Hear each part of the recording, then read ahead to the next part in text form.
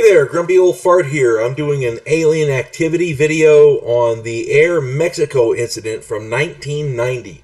Before I get into this though, if you enjoy my content, it would really help me out if you could hit the like button, subscribe to my channel, share my content on all of your platforms, and post a comment or two. Remember, I welcome your comments, even if you disagree with me. And if you enjoy a good book, check out my author page on Amazon.com. My pen name is H.L. Anderson. You can find all of my books there, including there's two now, I'm working on the third, a series of science fiction books.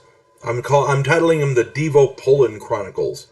The first one is Vanguard 1, the second one is Task Force Terminus. This is a study of humanity from an alien perspective. And it's just a fun pro-military, pro-humanity book with a good adventure story. Hope you enjoy it, hope you get it, and hope you like it. All right. Alien activity, Air Mexico incident from 1990. Here we go.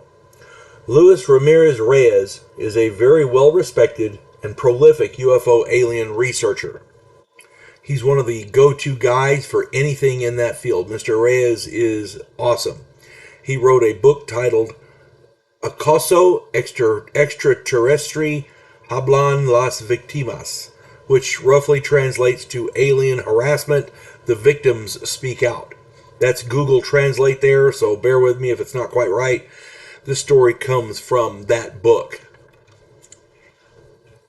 The story was told to Mr. Reyes by flight attendant Bertha Tello when Air Mexico filed for bankruptcy.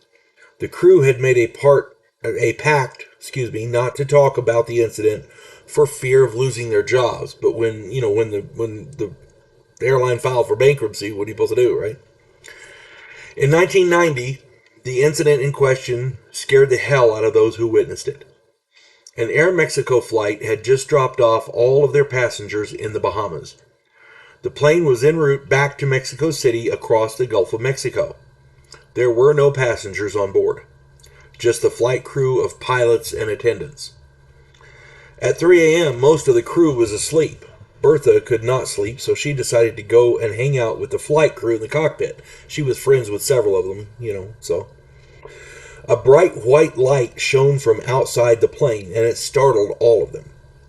This was going on for a while, so Tello went to the back after a bit to get coffee. She noticed something moving on the wing of the plane. When she returned to the cockpit, the flight crew told her the light was very close and following the plane. They were visibly nervous. She returned to the kitchen area, and as she passed the wing, she noticed a face looking in the window. Now, Tello described it to Reyes, and the description was very similar to that of the classic gray aliens. She ran back to the cockpit and got a crew member to accompany her back to that section.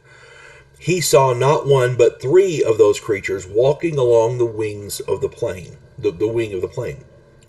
In the cockpit, the pilot and first officer saw two of the creatures looking in through the window at them.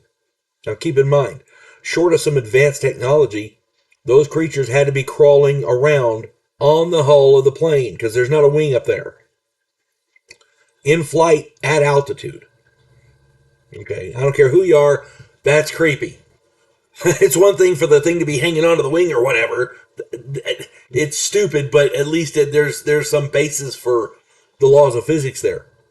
These things were looking in the window of the plane. That's just crazy. In the cockpit. After about 90 minutes, the light went out. During this time, the plane was hard to control and all of the instruments went haywire.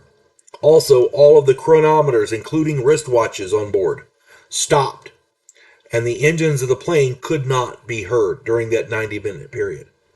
When the light went out, everything returned to normal. They could hear the engines, the watches started again, the chronometers were going, the instruments were fine, the plane wasn't sluggish or anything.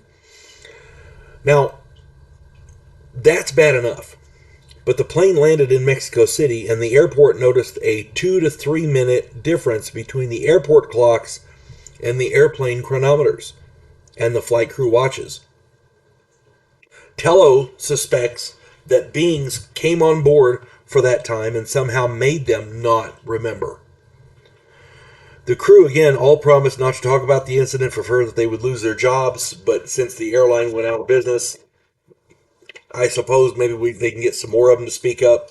But this flight attendant, her name is Tello, Tello. She's already spoken to one guy, so maybe they'll get some more information on that. If anybody else has contradictory or different information, please put it in the comments. I'm sure we'd love to read them. Imagine being on an airplane and looking out the window and there'd be somebody looking back. That's right out of that Twilight Zone episode. That's just crazy. You know, the one with William Shatner. I think they did it in the movie too with I can't remember the actor, but it was really well done there too. At any rate, hope this finds everybody well. You folks have a good one. God bless one and all.